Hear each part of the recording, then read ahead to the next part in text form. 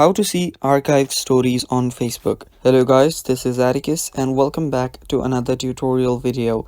In today's video, I'll teach you guys how you can see archived stories on Facebook. So without any further ado, let's dive right into it. So the first step is open up your Facebook. Make sure that you're logged in into your account. And after you open up your Facebook, you will need to head over to the bottom right corner and then tap on the settings icon on the top right.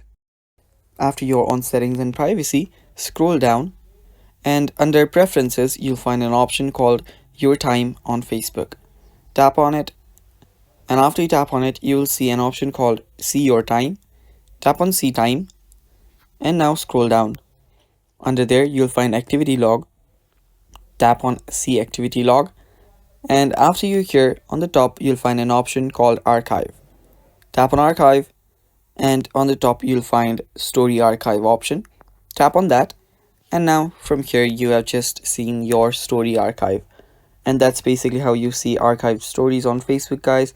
Thanks for watching. Stay tuned for more upcoming videos, and bye bye.